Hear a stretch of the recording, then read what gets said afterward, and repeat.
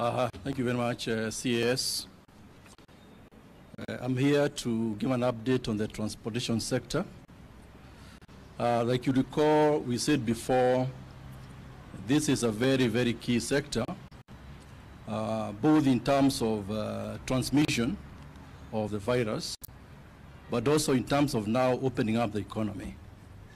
And so we thought it's important to update Kenyans as to where we are with regard to this particular key sector. I think you recall there were 3 areas we looked at before. The first one was the overland transport in terms of buses, which, if you recall, we managed to open up around the 6th of July this year. Then there was the issue about domestic flights, which, after getting approvals by the president and after doing the necessary protocols, we managed to open up the domestic flights on the 15th of this month of July. And then there was Madaraka Express, which, as you recall, connects Nairobi to Mombasa. And this was reopened on the 20th of July this year. So what has been remaining until now has been the international flights, which many of us Kenyans, many of the international visitors have been looking forward to this. You recall when the president did announce, he did say that domestic flights will be reopened on the 15th of July, but the international flights would wait until the 1st of August, which is 2 days from now. We decided to start with the domestic flights to give ourselves some learning curve so that we learn what needs to be done, what needs to be improved to make sure that when we go for international flights, we shall be indeed very ready to do so. And so today I would like to read a communique specifically targeting the international flights. This communique is on the resumption of international air travel on 1st of August 2020.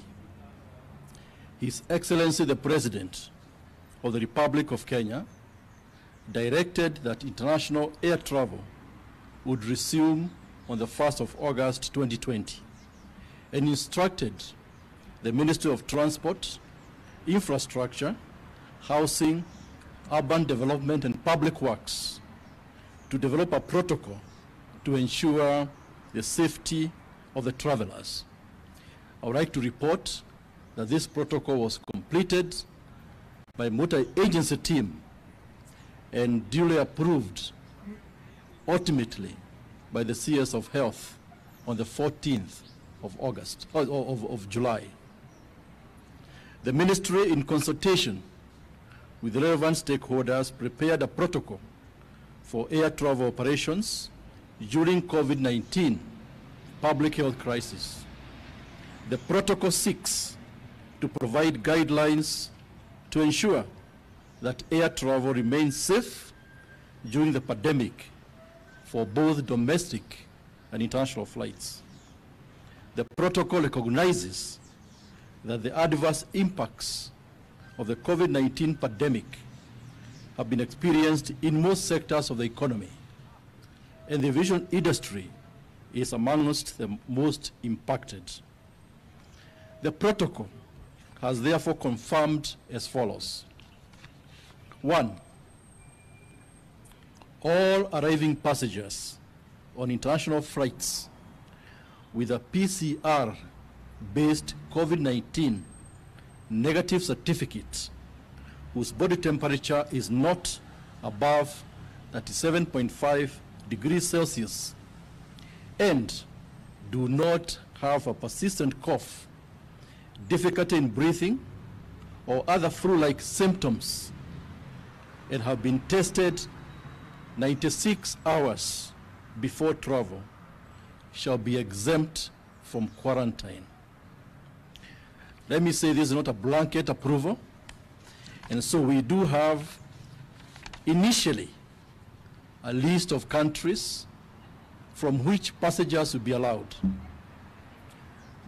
This will be a list which will be reviewed on an ongoing basis, because you know this issue about COVID is not static. It gets better, it gets worse. So whereas we have an initial list here, by tomorrow we shall review that list, depending on circumstances on the ground when we do the global mapping of the threat and intensity of the coronavirus. But for a start, these countries which I'm going to mention here will be the initial list from which we shall be allowing passengers to come from. 1, China,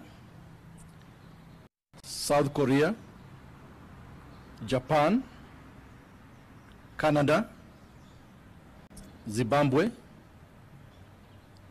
Ethiopia, Switzerland, Rwanda, Uganda, Namibia, and Morocco. These countries are the countries with mild or limited community transmission. All they have declining incidences. And these are the ones initially we shall be allowing passengers to come from. In terms of the protocol, number 2 of what we are going to highlight, for passengers, for those passengers traveling out of the country, meaning you and me, they'll be required to abide by the particular travel, health, and COVID-19 related requirements of the destination country.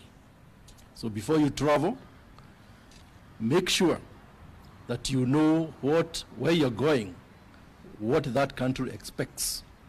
We also like to put some heavy responsibility on the airlines. Before you board your passengers, just like you check on the visa requirements, just make sure that your passengers comply with the requirements of where they are going. Number 3, passengers are arriving on flights after the curfew with a valid air ticket and boarding pass shall be allowed to proceed to their hotels or residences. Number 4, drivers of those passengers should have evidence that they came from the airport to drop or pick up passengers.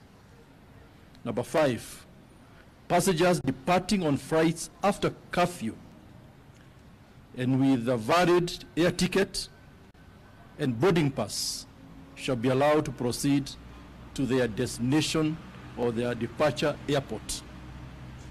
6, air operators shall provide guidance material to passengers regarding application of the preventive measures on board.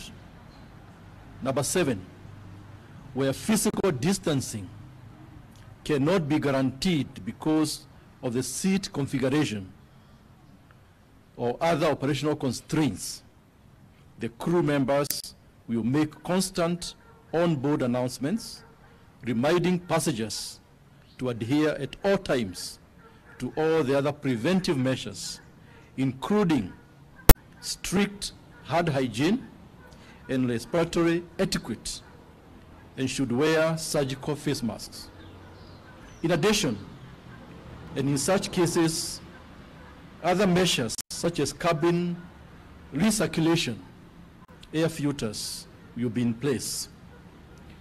8, and last, working jointly with Airports Authority and Kenya Civil Aviation, the Ministry of Transport, Infrastructure, Housing, Urban Development, and Public Works is reviewing frequency and timing of flights to facilitate physical distancing at the airport.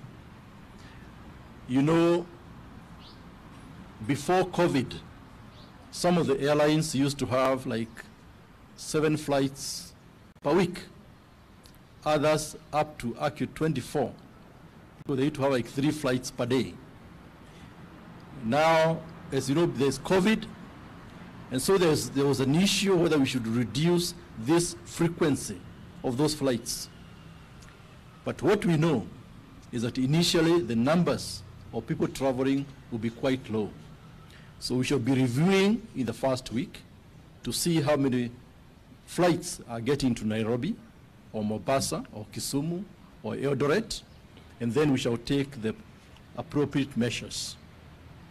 Before I conclude, let me say, these measures we are taking today, or these announcements we are making today, in terms of opening up the international airspace, it should have huge positive impact in terms of tourism.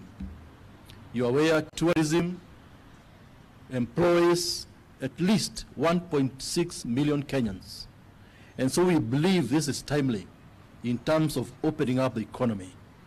Secondly, you know, Nairobi is an investment hub, not just for East Africa, but the entire region. And so we shall have investors, we shall have business people now having to travel to Nairobi to be able to do their business. And of course, trade. You are aware, like Kenya Airways, although they don't have many freighters, you know, planes which carry cargo, they do carry a lot of cargo in the passenger flights. In the belly of, for example, the 787 aircraft, they can carry up to 40 tons of fresh produce.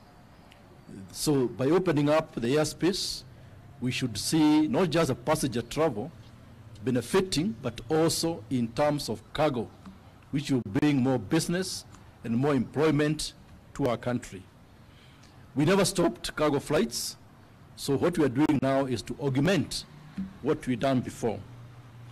And so we expect going forward, subject to certain conditions, certain, subject to airlines following the protocols required, we expect to see a positive impact in terms of the economic development of our country.